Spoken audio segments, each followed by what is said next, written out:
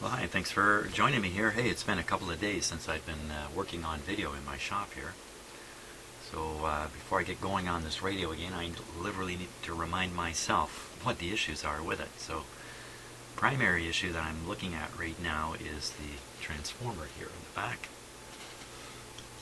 It seems to be getting a little hotter than it should. Mind you, it's a very small transformer.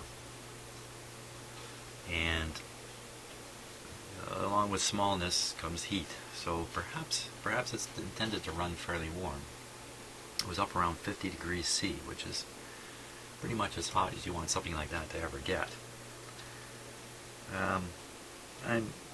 What I was checking was the output tube that drives the speakers to see if the grid is sufficiently negative.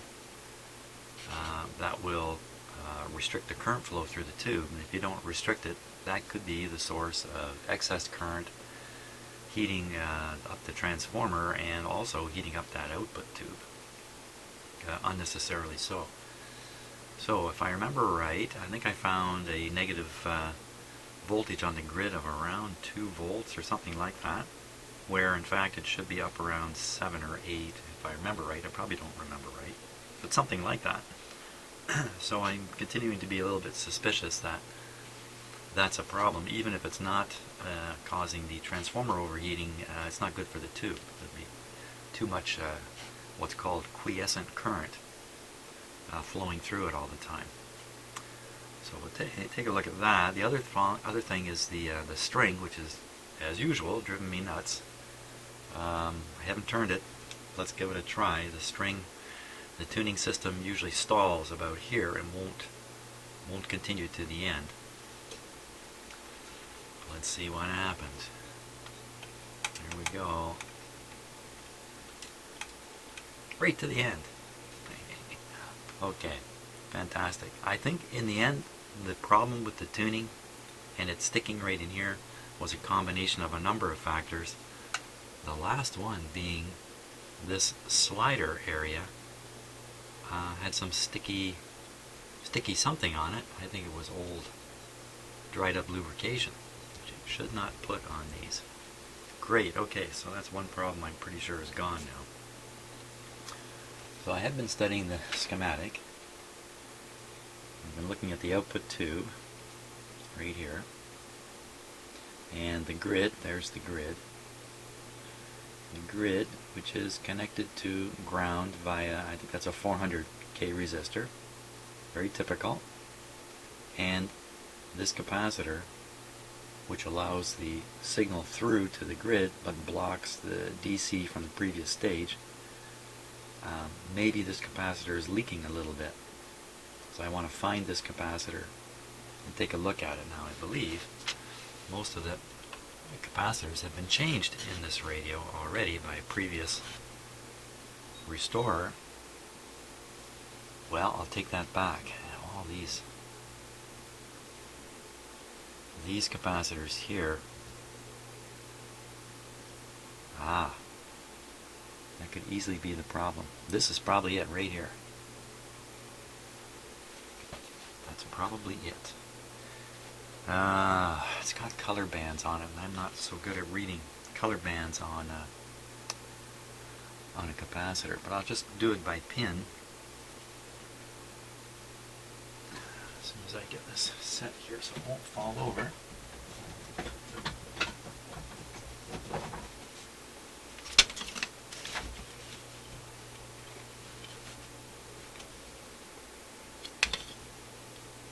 There we go. Okay.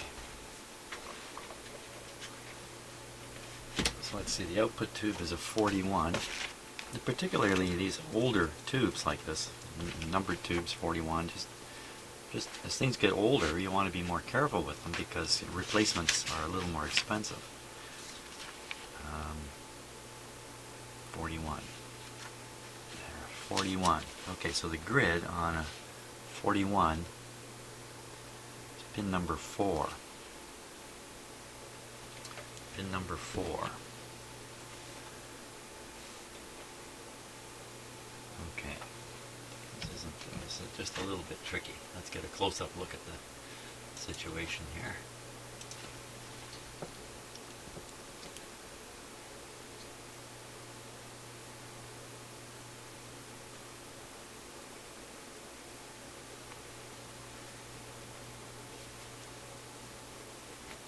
Oh my gosh, I got the wrong camera going on this time. Hope not. There we go. That's the problem with doing this stuff live. If you make a mistake, you know, cut, gotta redo that scene. That's not what happens here. Just keep going forward. So, and if you'll bear with me for just a moment, I'll just fix up the focus on there. Hey, tomorrow is Canada Day in Canada. July 1st we celebrate Canada as a nation. So it's a big day all over Canada. So let's see here. Well, if I'm going to... Now, these tubes don't have a center key.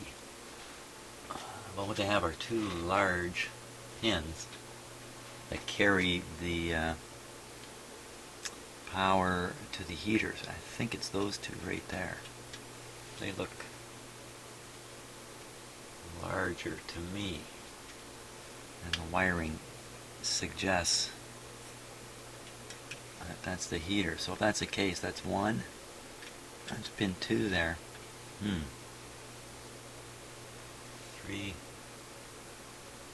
4. 4 is up here. What am I doing? I'm not on the output tube, for crying out loud. Okay, hold on. Hold on. I'm totally wrong tube. There we are. Now we're looking at the output tube and the rectifier tube. Okay. The rectifier tube and the output tube. Well, that's a little better. Now, which of those pins are the heater pins? It is hard to tell looking at this. Okay, so I'd say it's this one and this one. Heater pins. 1, 2, 3, 4. That's pin number 4. Pin number 4 has a capacitor there. This one here. And a resistor. Some sort. Going down to here. So it matches the circuit diagram in terms of parts. I'm pretty sure I got the right pin there. Let's see now. Where's this capacitor coming from? It's coming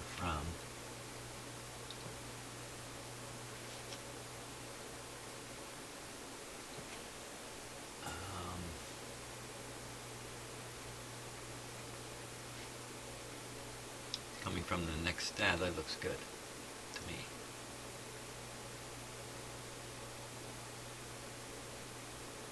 That's the guy. That's the guy. Say it one more time. That is the guy.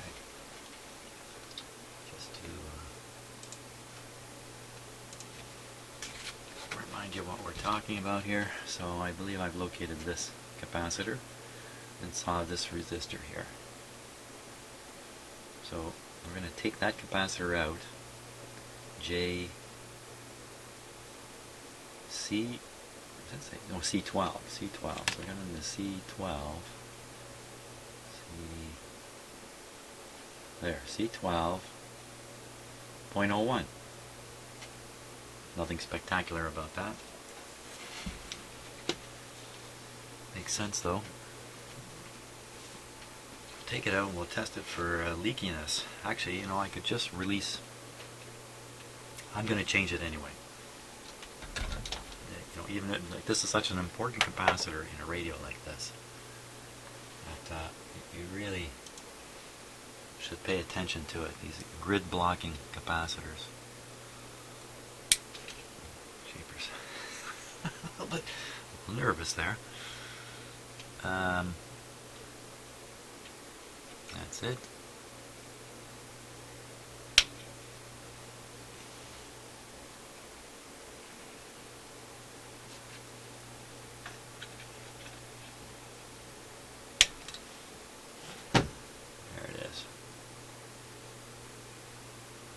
let's put it right to the test here. Well, wait a minute. Considering my existing camera angle, no. Let's finish the replacement. 0.01. 0.01. See if we can get one of these in there. Yeah.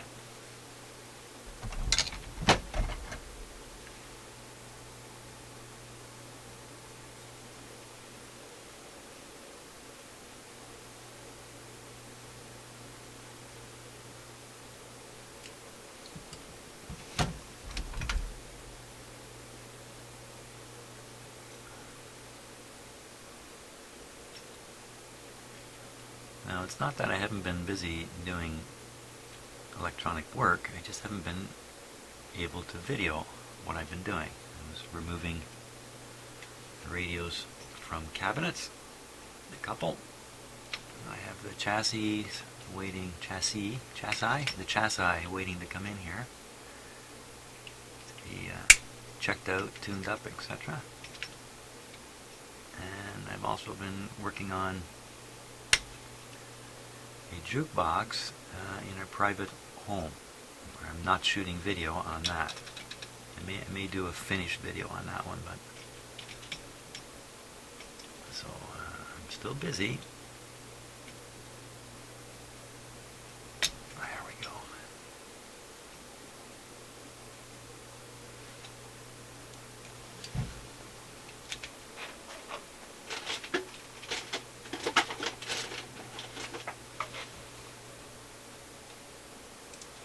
See if I can find my solder here.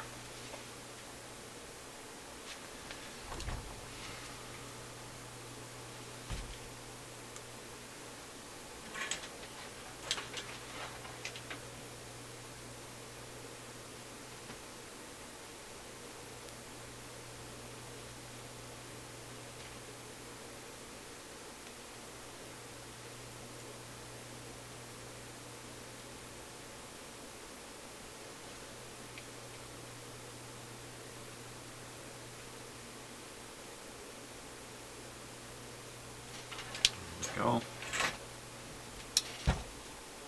Now, take a look at the other contact, which is kind of hidden back in here.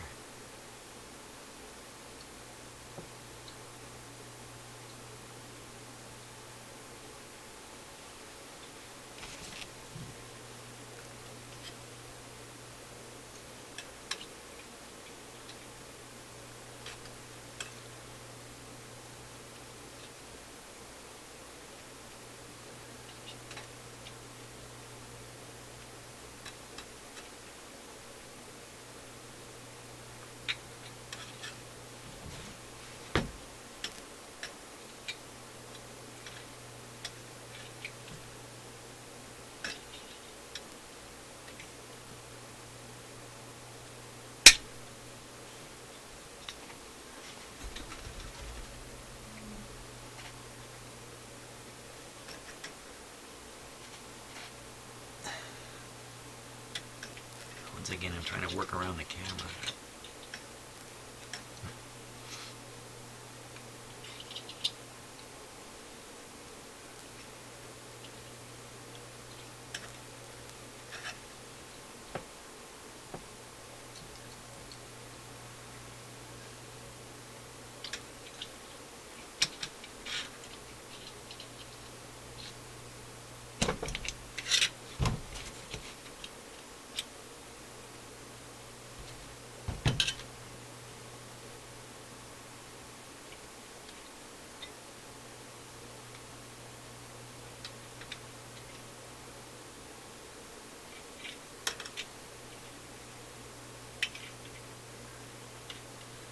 The weather around here hasn't been all that good the last 4 or 5 days.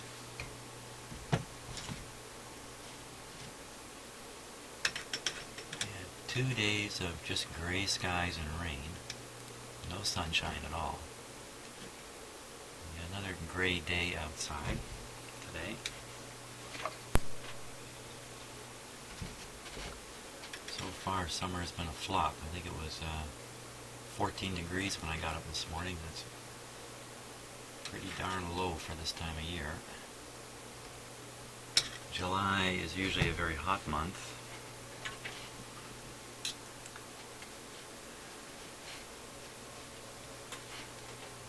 We got one more day for the weather to straighten up, fly right. Let's see if I can get my soldering iron in here around the camera. Wait a minute. Hold on a second here.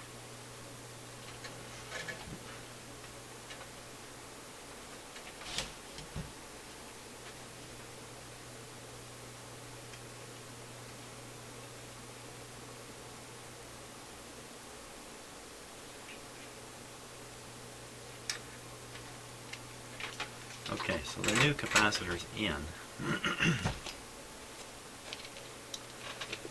Let's take a look at the old capacitor here.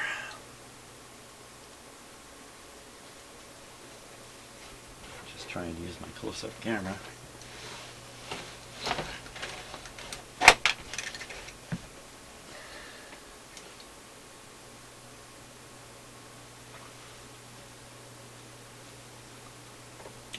Switch that on.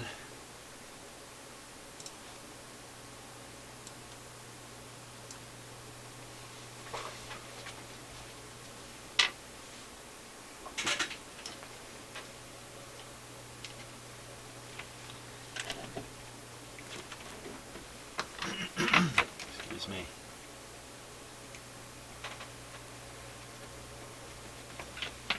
Let me get this really close to the eye and see if I can get that.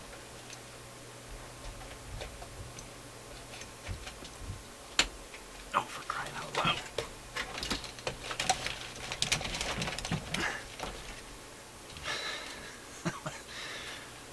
Pretty wild out here. Okay. Still not doing the trick, is it? Okay, let's go closer.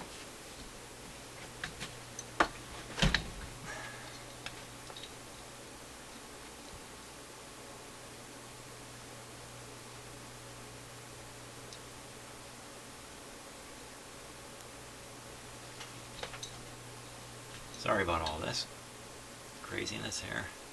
There we go. We'll focus on that.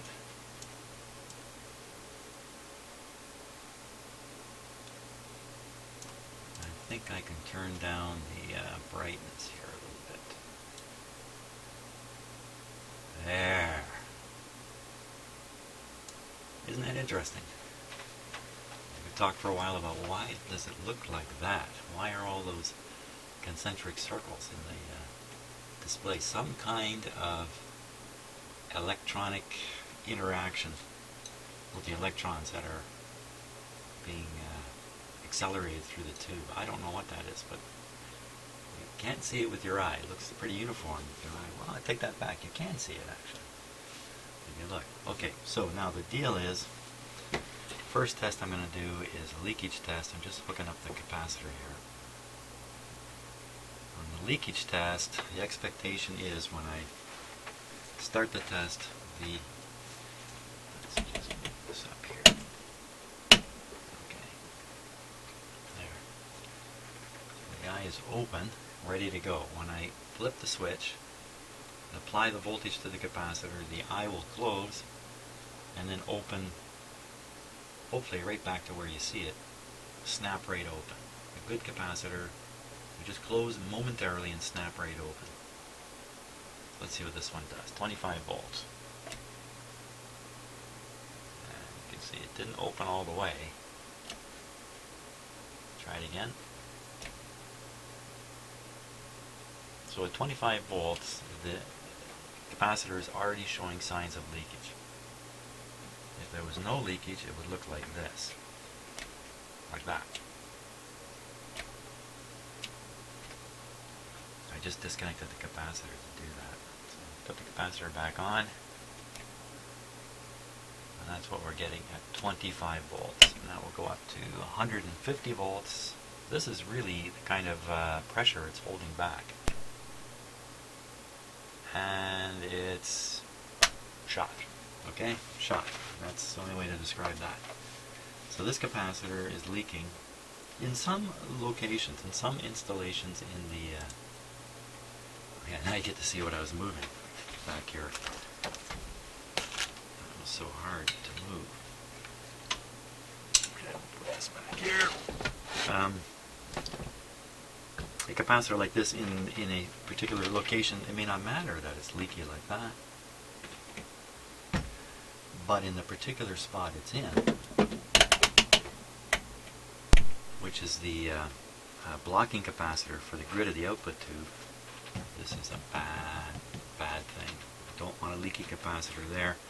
A small amount of charge leaking through it, reaching that grid, and then the grid has a high value resistor to ground, like a 400K or something of that sort, maybe even a megohm in some radios. And so the charge cannot leak to ground rapidly enough to maintain a very, very small effect on the grid. And instead, the charge leaking from the B plus pushes the grid less and less negative, and eventually will push it positive. And then it's only a matter of time before the output tube burns up, literally. Okay, so I wonder if that's going to keep that transformer cool. And also means these other capacitors are probably all leaky. So now, are there any others whose leakiness is critical to the operation of the radio? So follow the B plus line here. So there's one to ground. You really wouldn't want that leaking. If that's leaking badly, that could also just draw power from the B plus line, and that power has to be supplied by the rectifier, which also, by the way, if the transformer is taking a beating, the rectifier is taking a beating too. So we should check that one for sure. And we'll look for any others here off the B plus line.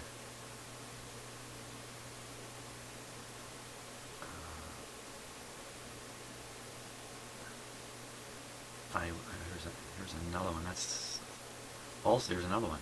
C13, right to ground off the B plus line. So we gotta get rid of this one and this one. C16, C16.05. That's interesting. That's got to be one of these two big ones here. There's two of them. C16, and it says C4 is also, there's another one, C4 to ground, and in a roundabout way it's also connected to B plus. It has this resistor here, R2, in its way, so this guy might not be able to drag a lot of current to ground because this resistor is here, R2 is a 35K, it's a 1 watt. So it's expected to carry some current. It's probably just the screen current is really what it's intended to carry. It's not intended to carry current through that capacitor. So C4, we get rid of these two, C4 and C16.05s, and C13 point, oh, it's a little tiny one, 0.006, C13. So it's almost certainly a mica capacitor. I'm not going to worry about that one. So we'll get rid of C16 and C4. And it's got to be these two. And you don't really have to even do any circuit checking comparison. It's got to be those two. So 0.05. Oops. 0.05.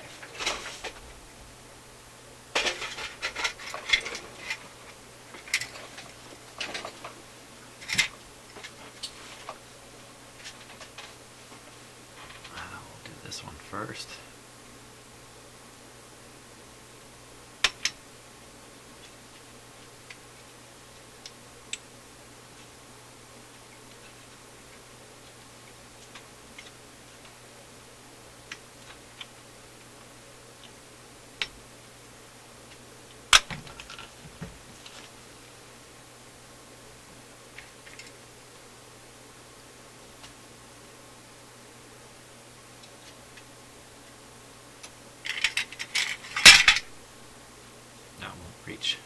come from here.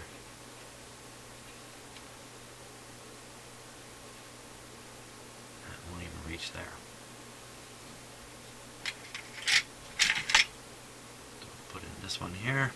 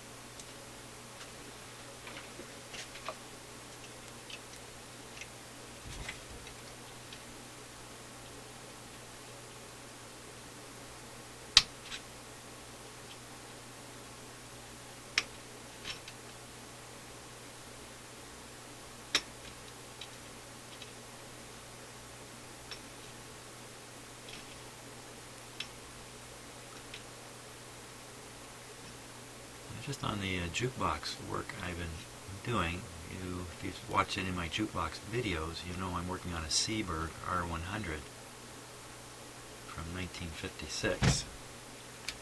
The other jukebox I'm working on is a different manufacturer. It's an AMI, American Musical Instruments, I think is what the AMI stands for. And it's a completely different style, different mechanism completely. Pretty interesting having a chance to compare the way the two jukeboxes work. And I think the AMI is a much simpler, well, I better not say much simpler, make it sound simple. There's nothing simple about it. Now, mind you, the AMI jukebox I'm working on doesn't have wall boxes and selection receiver and all that kind of stuff. It's far simpler in that respect.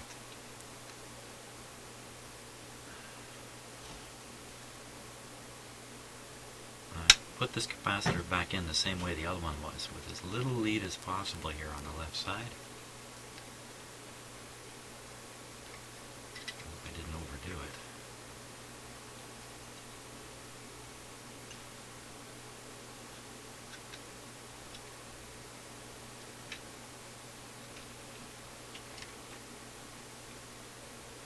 The assumption that when they manufactured the radio, they did it like this for a reason.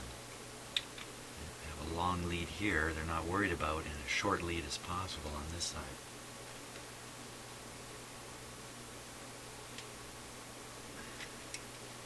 It's tempting to relocate components in a radio like this when you're replacing them. It's good to fight that temptation. Sure, in some cases it would make no difference, but in other cases you could be introducing opportunity for hum, feedback, oscillation.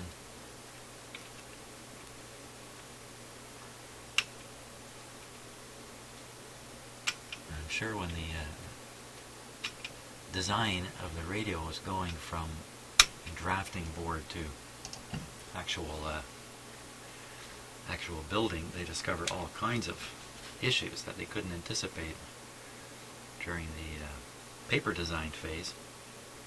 And my guess is once they got everything good, no oscillations, everything working good, they said, okay, that's the way we're going to build this radio. Exactly like that. Even though that may not have been absolutely optimal. Like once you get something working, you better leave it alone. A little like what the Russians have done with their space program. As far as I know, they're still flying the same gigantic rocket they were flying back in the 60s. They must know an awful lot about that rocket now.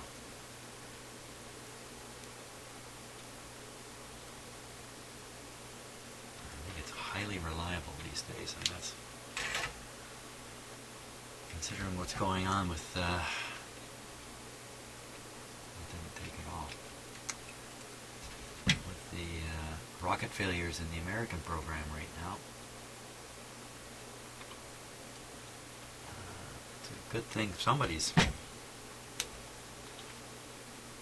got something reliable going, especially when you got a couple people floating around in space who do want to come back at some point.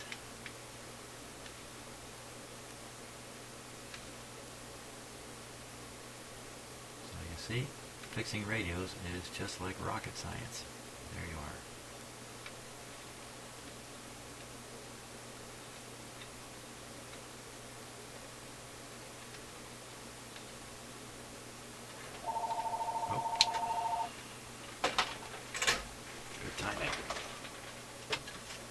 Hello? This is... Oh, not bad.